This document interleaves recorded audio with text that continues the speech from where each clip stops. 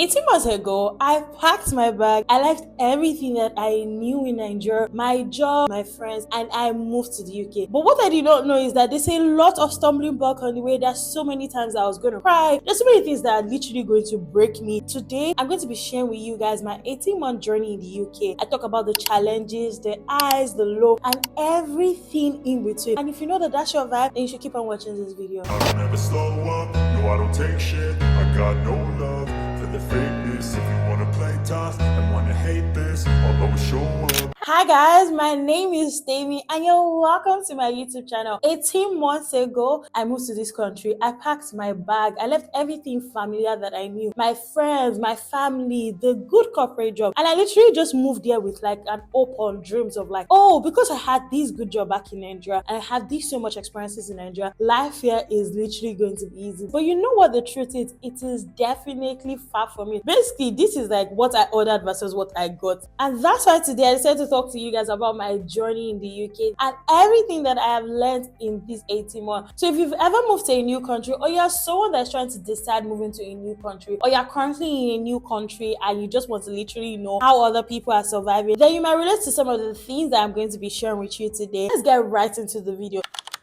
Back in Nigeria, I had a really good corporate job. Moving to the UK just felt like I had moved to like the land of opportunity. At least that's what I really thought. Like in my head, I'm just like, oh, I have had like 5 years of experience working in marketing, working with like the big brands, and like I did work with like some really good brands. So in my head, it's just going to be like, oh, I'm going to get a job easily. But instead, let me tell you what happened. You people, I found myself doing jobs that in my life I never thought that I would do. Like I worked in Subway as a food chauffeur or whatever they call it. So I used to sell sandwich. I have done sales assistant, like literally stood up 8 hours selling to people. I have done teaching assistant. I've basically done jobs that I literally thought that I would never have to do. Like if you had told me back in Nigeria that I'll be like a sales girl or I'll be all these things after having masters and also even having a BSc, I would tell you that it's a lie. And on top of all these jobs that I faced, you guys, for the first time in my life, like the one that shocked me the most is like I got sacked. Like in my life in Nigeria, nobody has ever sacked me because I actually do a fantastic job. I take pride in that to tell you that if you give me work, I do fantastic job. And my first time of getting sacked was this country, and basically it was because I didn't pass my probation. I can't remember probation being a thing back in Nigeria, but probation is something that happens in this country. So I failed my probation in this customer service job that I had, and that's how like I became really jobless. And you guys, that's been like the most humbling thing ever for me. Another low thing for me that I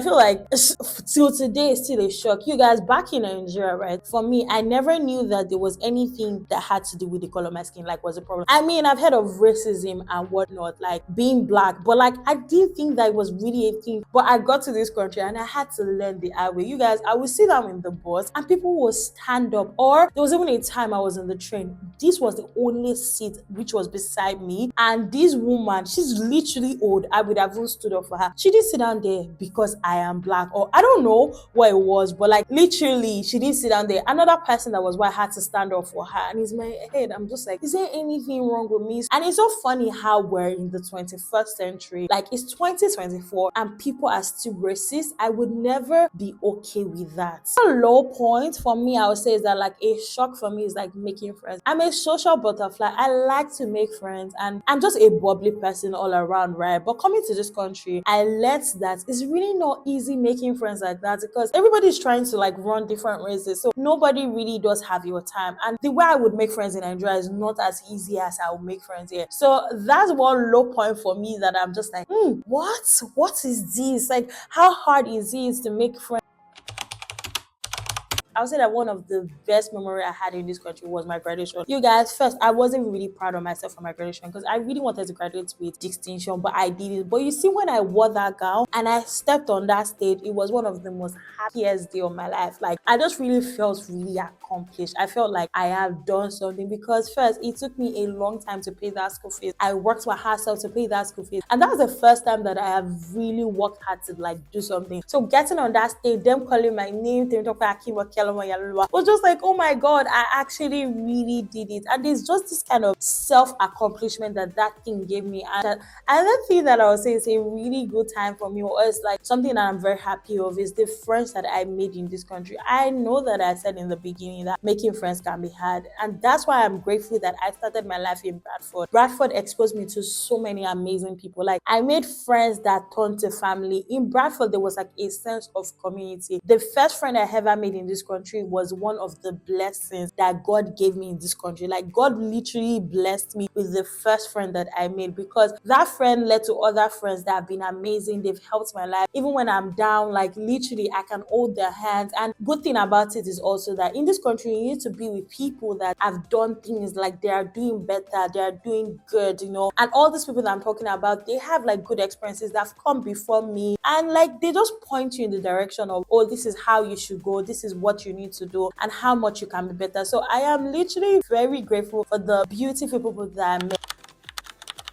Love is the food, you guys. See, let me tell you one thing. I can be broke today. Like, I literally might have maybe £5, but you see that £5 will feed me for a week. Like, I feel like I'm going to do a video where I literally feed off £10 for a week, because that's how affordable food is in this country. Like, you will go to Aldi, you go to Lidl and have £10 or £5, and you will literally survive for the week with that. And that's like, I don't know, if I convert £5 to naira, maybe that's like 20k or like 10,000 naira. You will survive, have chicken, even eat surplus because of that. And that's one thing that I love about the country, the fact that you might not have money, or you can be very broke, but you will eat well, you will enjoy yourself. And you guys, that's why I'm putting on weight, because it's the healthy food that is even expensive. Like, I tried to eat healthy I think it was in January, and every month I was spending close to like £200. But if you want to eat like junk food, you will not spend so much, because it's actually really affordable. So I love that food is really affordable here. One thing I also love is the public transport system. You guys, I've never owned a car in my life. I've never bought a car in my life. I know that when I was in Nigeria before I left, I literally wanted to have a car. Like, it was something that I desperately needed. But getting to this country, I'm just like, there's nothing that I need a car for. I mean, it would be good to definitely get a car. I would love to own a car in my entire life and in my lifetime. But the transport here is really good. There is tram, there is bus, there's like train. You can go to anywhere. And like interstate, they make the transport so affordable. So for instance, when I was even in Bradford, with just £5 in a day, you can go to Leeds, Wakefield, and any of like the West Yorkshire states with just £5. And even in Manchester, £5 is like a day saver bus that can literally take you everywhere in Manchester, like in Greater Manchester, for £5. I mean, I've not tried to take you to maybe like a Wigan, but I think that it can actually really work. So the transport system in this country is so good and it's so affordable. Another thing that I love again is the healthcare system. I know you are going to say what I love about that. I get it. I mean, the NHS can be a pain in the ass sometimes, but the fact that everything that I need, I do not have to pay for. I've not had the opportunities to do surgery yet, which I would not have in Jesus' name, because I don't even know why I'm saying I've not had the opportunity to do it. But basically, I know that everything is free. Again, we pay for tax, that's why it's free. Right? The tax in this country is draining. Let me even talk about the things I don't like, because the tax in this country is draining. You pay for council tax, you pay for water tax. There's like so many taxes. So that's why our healthcare is really free. But the fact that NHS is good, I mean, when they actually pick up your call and they attend to you, they're really good. The service that they give is like top notch, and I love that. For one, I have learned to be resilient, like the word resilient and how to have strength, like getting back up when things are hard. That's one thing that I've learned. Life will literally do you basketballs, throw you punches in the air in this country. But the thing is, you will definitely come back, because there is nobody that's going to save you. Like, I learned the hard way in this country. You are all that you get. So if you get back down, you definitely have to pick yourself back up, because nobody's going to save you. Everybody's fighting for their life here. Number two, I've learned patience. See, when I was in Nigeria, I promise you I was never patient. Me and patience in a word is definitely not. Like, I don't know how to be patient, but I have learned to be patient in this country, because even the NHS will teach you how to be patient. You call it HMRC for your tax, you'll be patient. So I have learned that patience is a virtue in this country, and also getting a job will teach you patience. See, right now I'm in the season of trying to get a job, and it's one of the most humbling thing ever. Like, I mean, if you want corporate job in this country, you have to be patient, because because I have gone through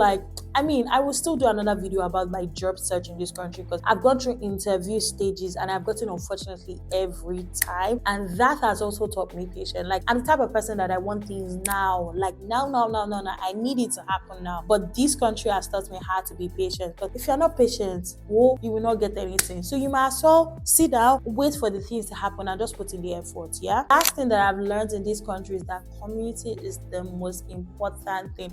If there's nothing that you hold on to in this country, is community. Find a great community of friends, community of people, church, whatever it is. Just be in a great community, because honestly, this country is hard. Moving to a new country is one of the hardest things that you will do in your life, and nobody talks about it enough because it's so hard. So you need to have the right set of friends, the right set of people just to hold you the days that is really tough. They can talk to you, they can be there for you, they can help you out, provide things for you, because you would definitely need people. UK is tough. It's been one of the toughest decisions that I have had to make in my life, but also it's been one of the transformative experiences that I've had.